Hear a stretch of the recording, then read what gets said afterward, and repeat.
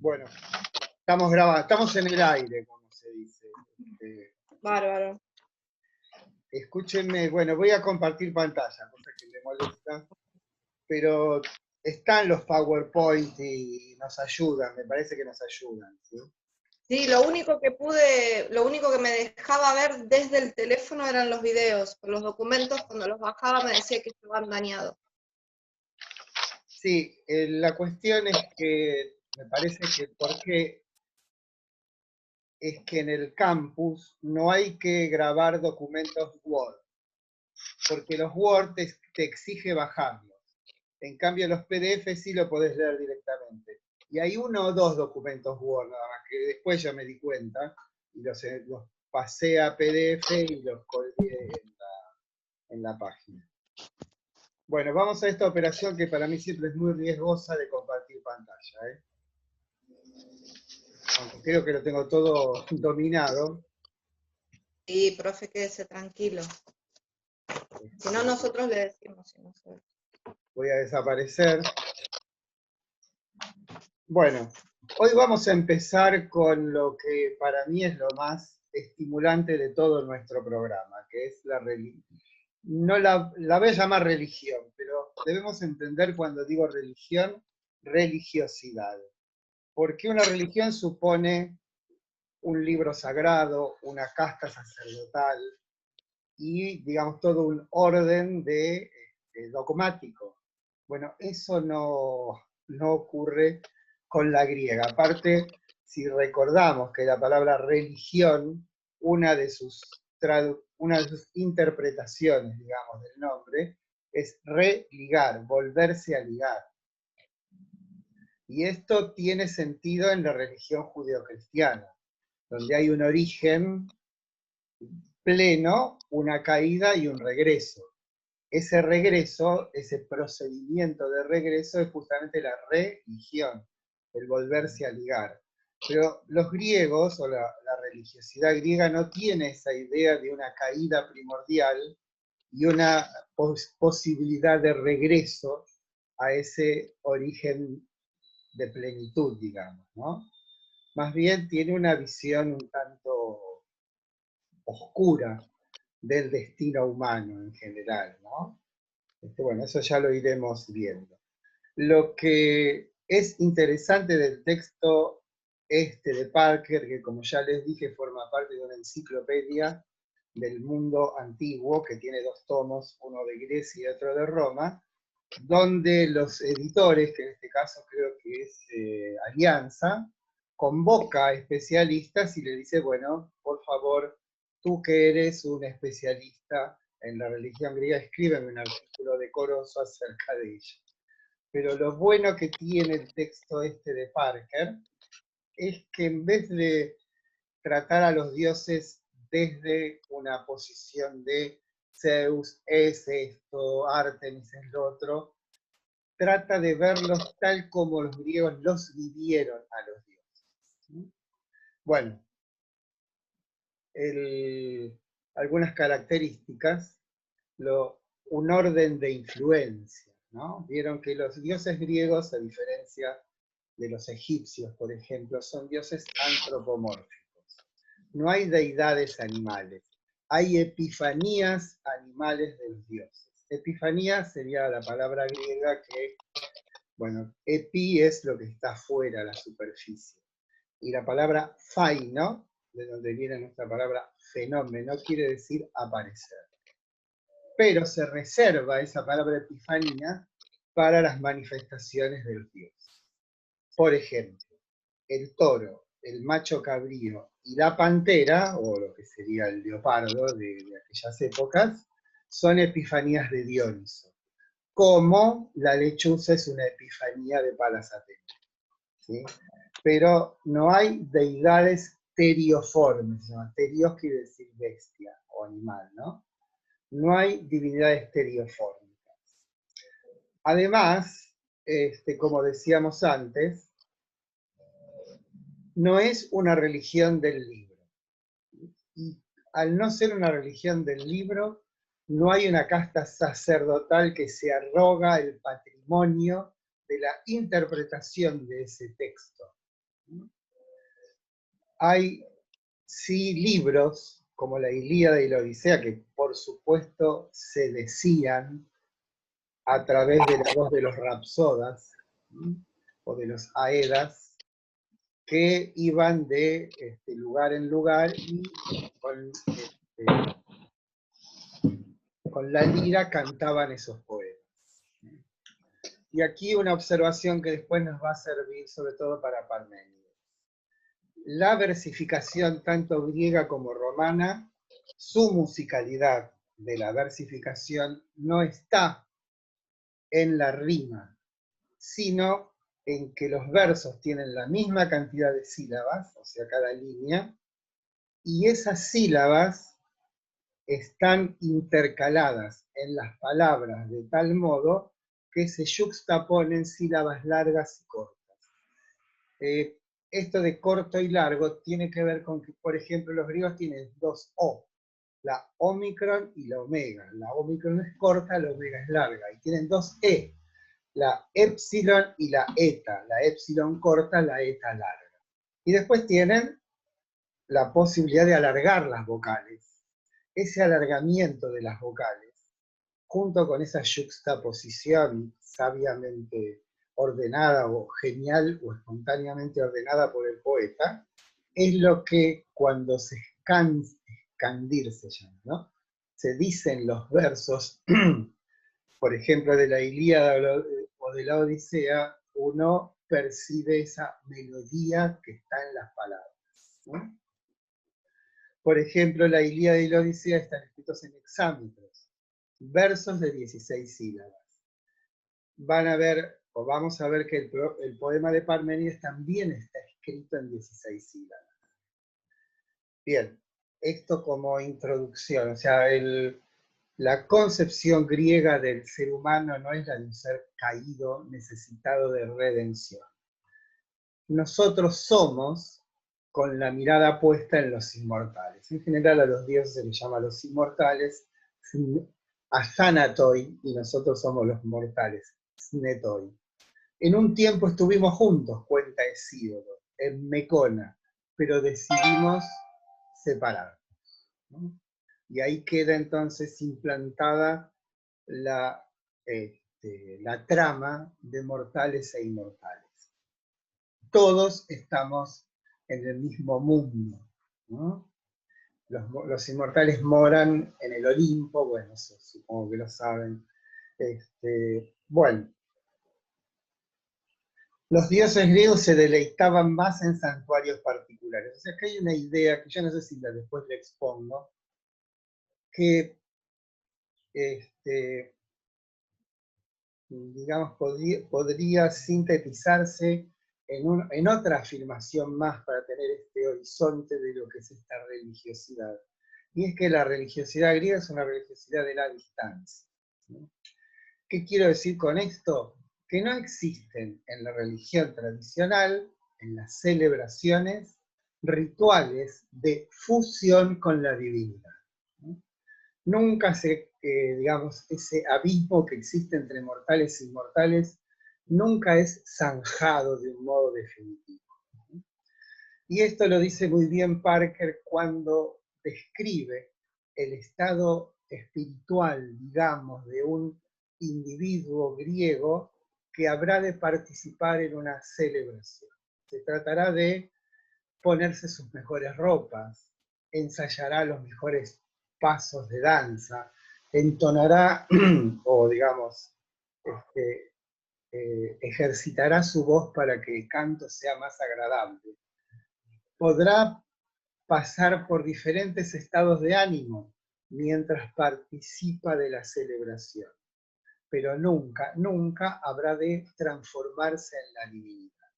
Y eso es lo que la señala como una religiosidad de la distancia. O sea, nunca se zanja ese abismo, lo hemos llamado, entre mortales e inmortales. Incluso esa distancia se manifiesta de un modo más flagrante, podemos decir, con lo que nos pasa cuando nos morimos. Cuando nos morimos, nuestra alma, que en griego se dice psyche, Y fíjense que esa palabra es casi una onomatopeya de la expiración. Ya viene la palabra psiquis, ¿no? Psicología y todas las demás. Bueno, esta psuje sale por la boca y se encamina al lugar nocturno del Hades, donde permanecen sin fuerza ni sentido. Pero fíjense ustedes que ese destino es unánime, no tiene que ver con nuestro comportamiento en la Tierra. Porque en la versión más arcaica, podemos decir, o primigenia, nosotros los mortales no somos más que un instrumento ciego de las determinaciones, quizás no tanto de los dioses, porque si bien los dioses griegos son inmortales, son fuertes, bellos y poderosos, no son omnipotentes. Y son corporales, pero su cuerpo es más sutil que el nuestro. Hay algo por encima de los dioses, que es lo que llaman la moira, que se lo traduce como, bueno, como el destino. Moira tiene que ver con la palabra mores, que es la parte, y está, digamos, transfigurado en esas tres mujeres que hilan el hilo del destino, ¿no? Cloto, Euterpe y Láquesis son las tres, ¿no? Bien, entonces fíjense que es algo tan raro para nosotros, tan extraña esa religión, que por supuesto nuestro intento es ir más allá de la mera nomenclatura de propiedades de un dios, diciendo, bueno, Zeus es el trueno y las nubes, es un dios celeste, etcétera, etcétera. Tratamos de meternos dentro del espíritu con el que los griegos los experimentaron. Pero antes algo que no está en el texto y que me acabo de acordar, ¿no? Que lo dice Mircea Eliade, como que hay una suerte de prescriptiva, no me sería de orden que rige todo fenómeno religioso, y es que hay deidades celestes y deidades terrestres. Las deidades celestes, se dice, están asociados a los pueblos cazadores. Y claramente tienen que ver con esa suerte de exposición al cielo, ¿no? El cielo nocturno, en la vida trashumante. Y hay deidades de la tierra. Y eso tienen que ver con los pueblos agricultores. A su vez, dice Mircea Eliade, el destino de estas deidades es las celestes transformarse en dioses ociosos. Esto es, dioses que tienen poca participación en la vida pública, digamos, en los rituales, pero que son convocados en momentos de extremo peligro para la comunidad, ¿no? Y las deidades terrestres son deidades más cercanas. Este fenómeno se puede ver claramente quizás como una resonancia de esas estructuras, y como ya dijimos, Mircea Eliade piensa que nuestras costumbres no son sino una sedimentación diluida, neutralizada, abstracta, de formas estructurales que configuran la esencia humana. Digo que, por ejemplo, en las iglesias las personas están rezándole más a los santos que a otras manifestaciones, porque son más cercanos, en última instancia. Bien, no sé si se me pasa, bueno, alguna otra cosa más. Bueno, lo que tenemos, yo acá cometí un error en el hipertexto de Zeus, porque lo puse a Apolo. Profe, Sí. perdón, ¿usted está compartiendo pantalla? Yo no sé si los demás compañeros, yo solamente veo que dice Zoom, entrar a la reunión, ingresar. No dice No, yo dioses, también. no dice dioses y hombres características. No, No. Ajá, perdón. no pasa nada.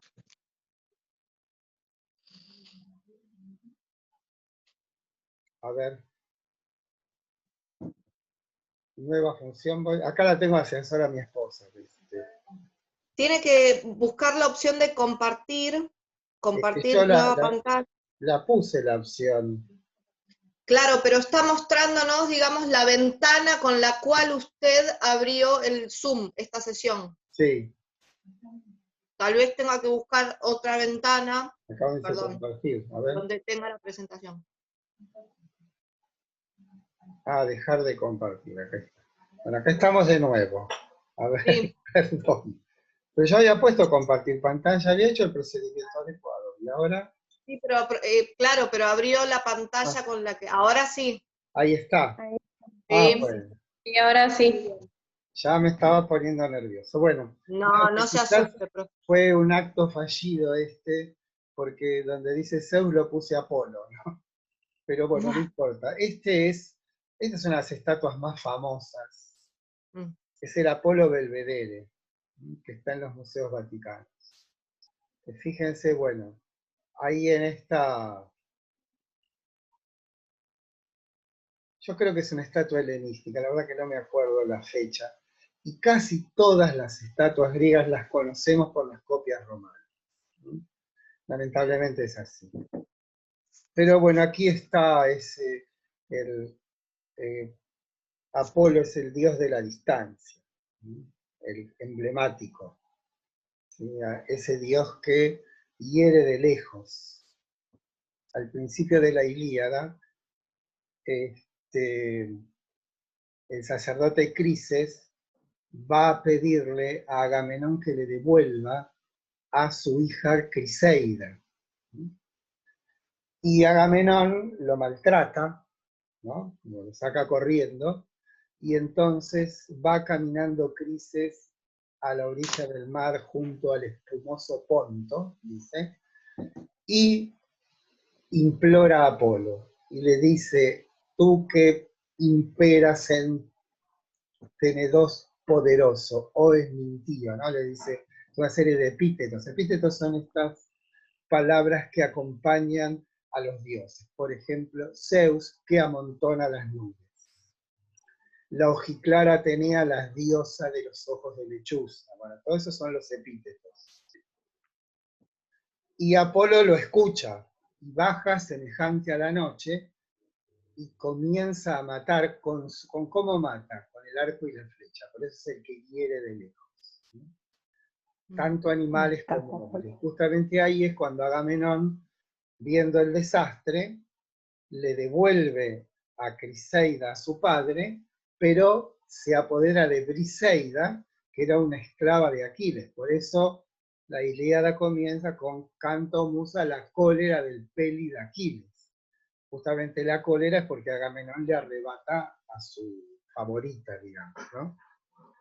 Bueno, este es Apolo, que por otra parte, saben, es el dios del oráculo. El oráculo de Delfos, que es una suerte de centro espiritual de todo el mundo griego, donde confluyen todos los griegos. Es un santuario panhelénico, podemos decir, y además un centro de información.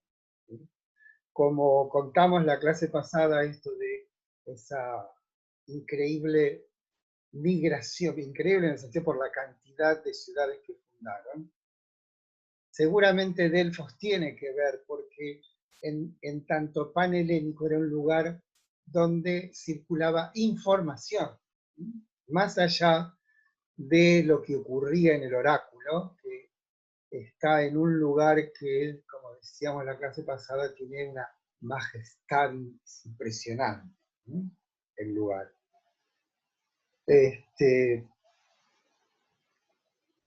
Demasiadas cosas quiero contar. Ese lugar estaba habitado antes de la llegada de los griegos, de los que serían los griegos.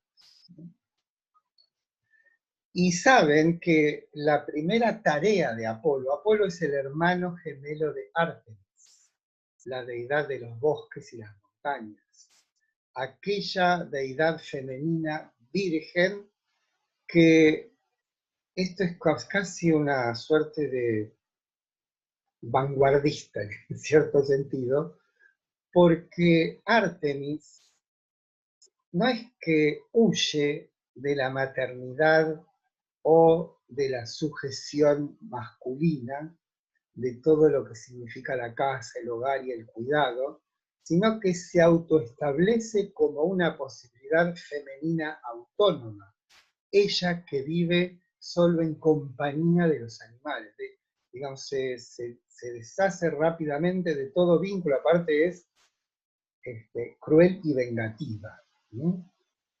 Espero que no se enoje con lo que le digo. Bueno, pero decía que la primera tarea de Apolo, primero nace Artemis, y Artemis ayuda a su madre Leto para que nazca Apolo. De ahí que, y este es otro fenómeno muy particular en la genealogía de los dioses, es que Artemis, si bien es una diosa que no está digamos, vinculada con la casa y el matrimonio, con la casa del hogar, ¿no? Es convocada por las mujeres en el momento del parto para que alivie sus dolores. Entonces ahí tienen como este fenómeno del sincretismo, que los dioses no tienen una única textura, sino que van agregándose, se van como autoconstituyendo en identidades complejas. ¿Por qué digo complejas? Porque este atributo de ayudar a las parturientas parecería más cercano o familiar a una diosa de la tierra, ¿no? A una diosa madre. Bueno, pero esperen que les cuento la historia. La primera tarea entonces de Apolo niño es matar al monstruo Pitón que vive en Delfos, ¿no? Y la interpretación de algunos helenistas está demostrado, por otra parte, que hay un santuario prehelénico en Delfos, donde se adora a la Madre Tierra, que era la diosa predominante antes de la llegada de los indoeuropeos que serán los griegos.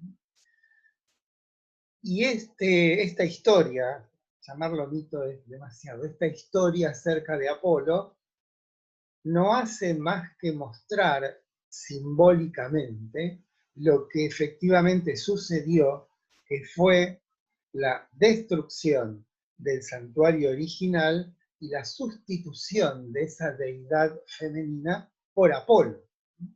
Es como que, esto lo dice Paul Ricoeur, dice, los mitos son los sueños de los pueblos.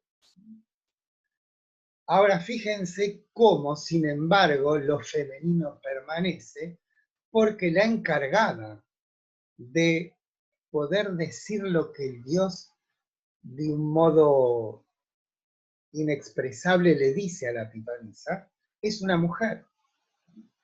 Cómo de algún modo permanece la gravitación de lo femenino en Delfos. Saben que la pitonisa no habla de un modo explícito, sino que luego de una serie de rituales propiciatorios, como beber agua de la fuente, hay dos fuentes, una se llama Castalia y la otra ya no voy a acordar cómo se llama, comer hojas de laurel e inhalar vapores que surgen de la tierra, porque es un lugar sísmico, y luego la pitonisa se sienta en un trípode sin tocar el piso, se le hace la pregunta, y según se dice, entra en una suerte de trance.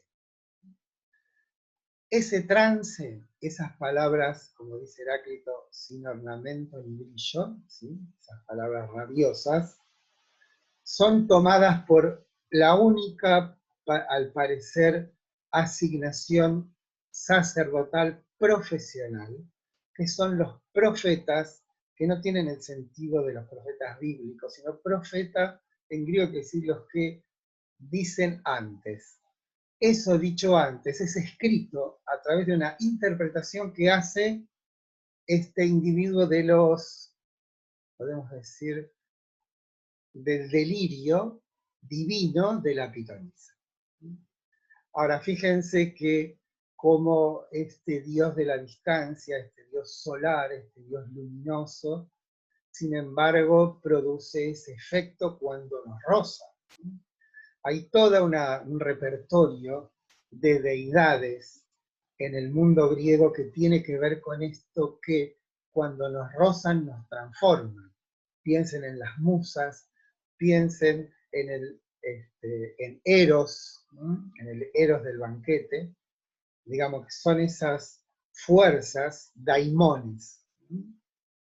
Ese es el nombre. De ahí viene nuestra palabra demonio, que preserva su sentido original cuando uno dice, este chico está endemoniado, este chico se porta como un demonio, como aquel roce, producto, ese roce que en realidad se transforma en una posesión. En ese sentido, la palabra demonio. Y fíjense también que la palabra felicidad en griego se dice eudaimonía. La palabra, el prefijo eu en griego significa lo bueno de lo que sigue. Ustedes tienen eugenesia, eulogia la que habla bien, Eugenia la bien nacida.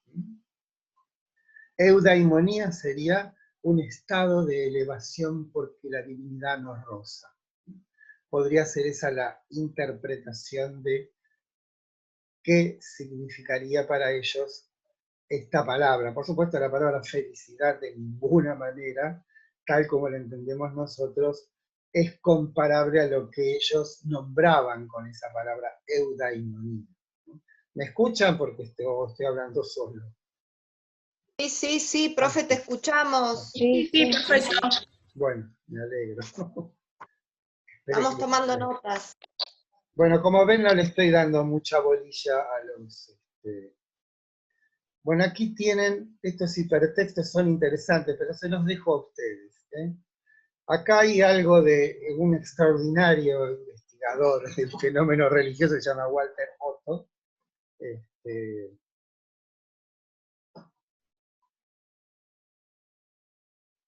Pero me interesa esto, porque nos va a importar luego cuando estudiemos a Dodds.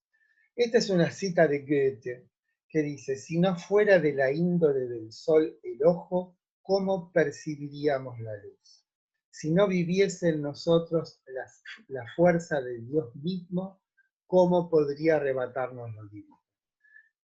Esto, digo, es importante y premonitorio para nosotros, para cuando tengamos un diálogo con el fenómeno dionisíaco. Con esto quiero decir que un pueblo reflexivo como el griego, luego de haber experimentado el frenesí o la mística de haberse fusionado el individuo con la divinidad en las celebraciones dionisíacas, debe haber sacado esta conclusión, que es cómo sería posible participar de la omnipresencia del Dios si previamente nosotros no tuviésemos algo ya de Dios, ¿no? Esa inferencia, podríamos conjeturar nosotros, es el fundamento de lo que luego será aquello de un alma inmortal.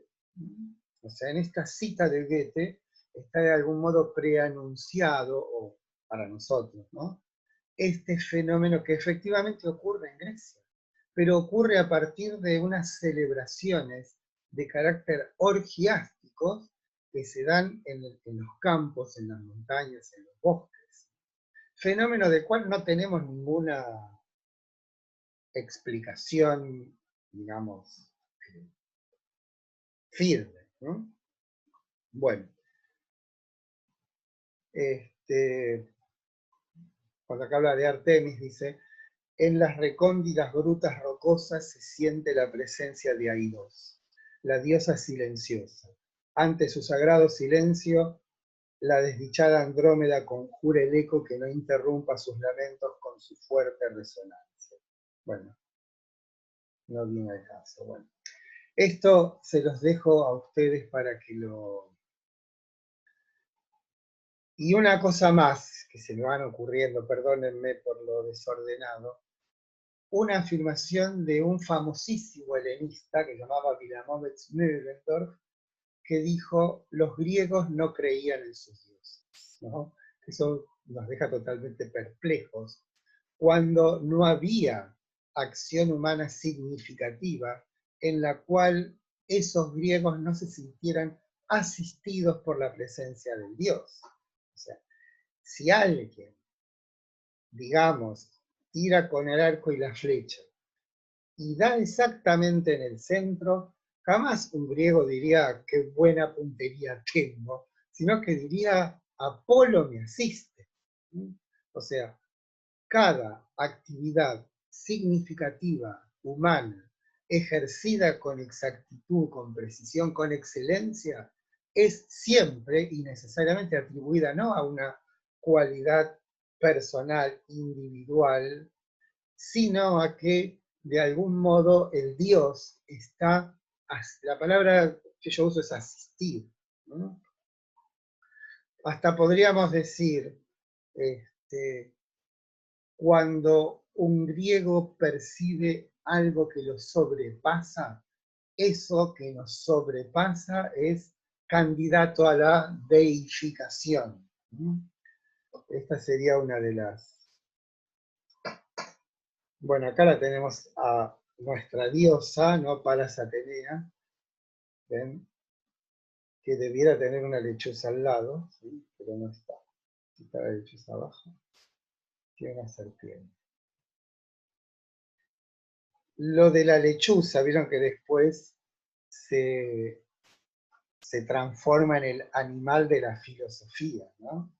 Y esto es porque la lechuza tiene los ojos abiertos, ¿no? Y si hay una cualidad relevante para esto del pensar es la atención, esa precisión, o sea, Atenea, saben ustedes que es una historia un tanto grotesca, pero es que Zeus, deseoso de sabiduría, se come a Metis, algo así como la mente, la inteligencia. Y a los 9 meses tiene un formidable dolor de cabeza, y entonces de un modo drástico, su hijo Jefaistos, el gran artesano, le pega un hachazo en la cabeza y de ahí surge Atenea, y esto es lo interesante, que causa tanta, no sé si es una gracia emocionada, que Atenea aparece completa. No es que nace como un niño que hay que hacerlo crecer y cuidarlo, no. Nace completa, con armadura, con escudo, con su lanza, ¿sí? E inmediatamente dicta algo, ¿sí? Atenea es una diosa también virgen, Partenos, pero de la ciudad, a diferencia de Artemis, que es la deidad de los bosques. La diosa del buen consejo, la diosa de esta, como digamos, de esta capacidad de producir un efecto instantáneo, y digamos, algo perfecto sin mediación, ¿no? Como, eso es lo que sería como el espíritu de Atenea.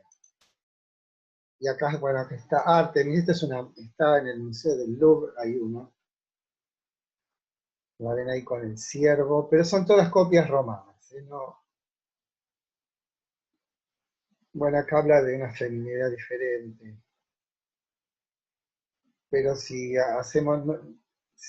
nos dedicamos así con tanta atención a esto, no, con el programa no llegamos. Pero bueno, esto se los dejo a ustedes para que... Y acá está Dioniso,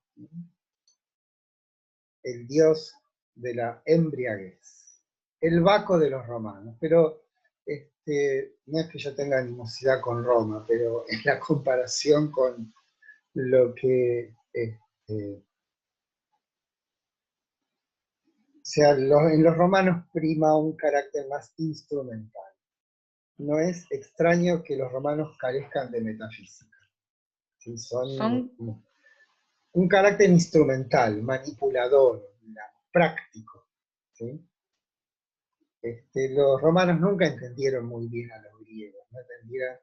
O sea, fíjense lo que pasa con la matemática. La matemática egipcia es tomada por los griegos, pero la matemática egipcia está orientada o subordinada a la agrimensura, a medir cosas. Cuando los griegos toman eso, la matemática pasa a ser un, digamos, ¿cómo se llama? Algo pasible de una pura especulación, ¿no? O sea, la matemática se libera de su vinculación con algo práctico y concreto y pasa a ser un asunto especulativo. Bueno, eso forma parte del carácter griego, ese gusto por el pensamiento. Bueno, nos falta menos de un minuto. Dejamos y volvemos en unos minutos, ¿sí? Sí, sí. Perfecto. Bueno, así se toman un cafecito, desayuno.